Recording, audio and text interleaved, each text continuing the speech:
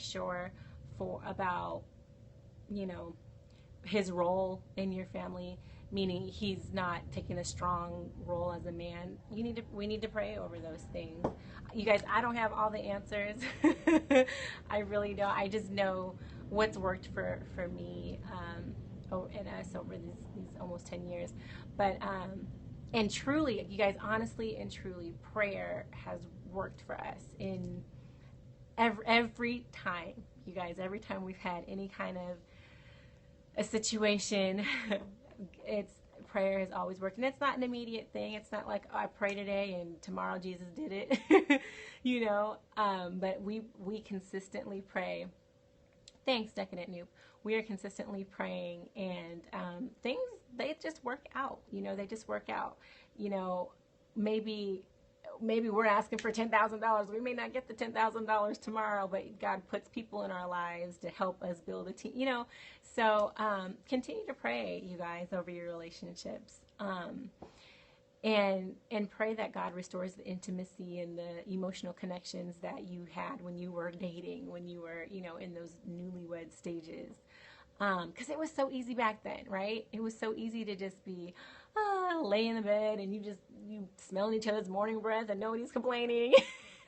You know what I mean? But it takes more effort as marriage progresses. It takes more effort for you to do those things that you were doing before. If you were taking her flowers to work before you guys were married, do it again. Do it tomorrow. Bring her some flowers. Send some flowers to her job.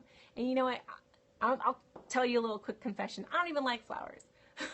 But the reason that women like to get flowers at work is so that everybody around us can see that we have a good husband that sends us flowers at work. So guys, just do those little things that, yes, it's definitely worth it, Nick. Do those little things that you did before. Surprise her with something good. Surprise her with some ice cream or something like that. You should never be scared to get married. And if you are, then you shouldn't get married. If you aren't fully, if you're not fully convinced that God's brought your mate, your soulmate, you're the man into your life that you should be with forever, then don't marry him. Simple as that. Don't marry him, because you'll end up with a lifetime of regret. You'll end up unhappy. You'll end up not only unhappy, but unhappy looking in somebody else's face that you don't want to look at for the rest of your life.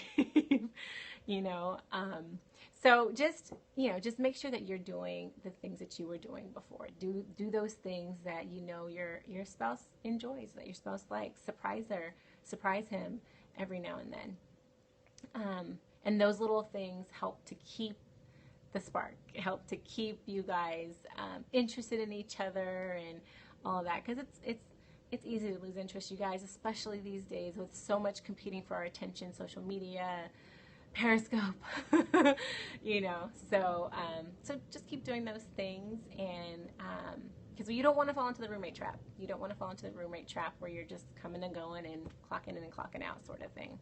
I don't like flowers either. Snack surprises are my thing. You guys, it's so funny. When I was working at my corporate job, my husband would he'd send flowers, and then I'd also get like a box of, should I marry someone who's lukewarm about God?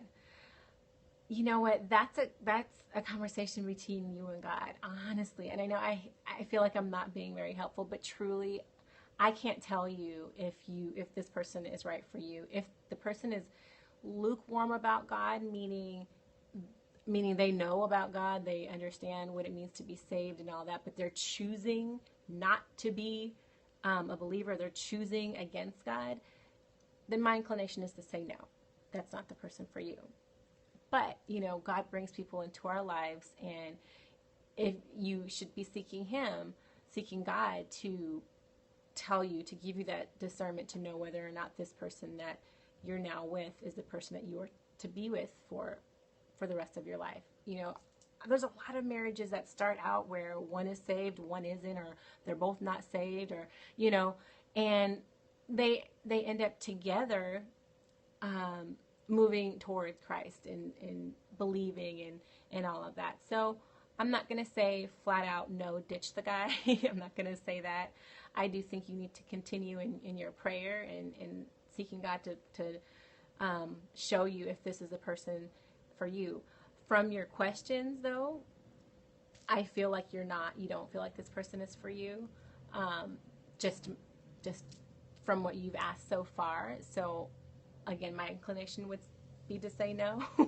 This person probably isn't who you're supposed to be with. Yeah, pray for discernment and pay attention to what God is telling you. Yeah.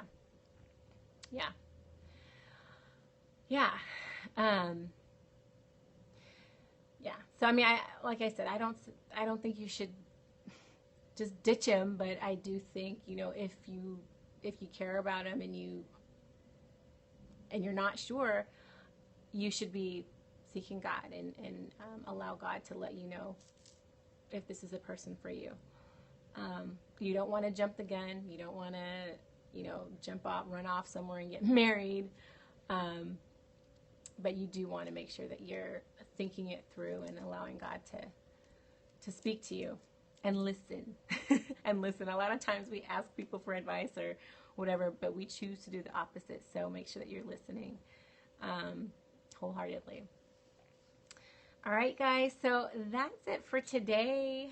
I hope that was helpful. Again, just making sure we don't fall into the roommate trap, making sure that we're doing those things to keep our marriage fresh and staying connected and staying involved with what it is our spouses are doing. Include them in what you like and ask to be included in what they like. It just really ultimately builds up your relationship. You're welcome, you guys. And for the long run, for the duration of your marriage. Okay, so I will see you guys here tomorrow. Sorry I started a little bit late today. Got a slow start, but we'll see you here tomorrow. Thanks, Toya, and thanks for sharing too. Thanks for your comments. Cute. Thank you for your questions. Great questions. All right, guys. You too, Vicki. I don't know if you're still there, but you too. Thanks so much for commenting and sharing your personal situation, being transparent. All right, guys. Talk to you later. See you tomorrow. Bye.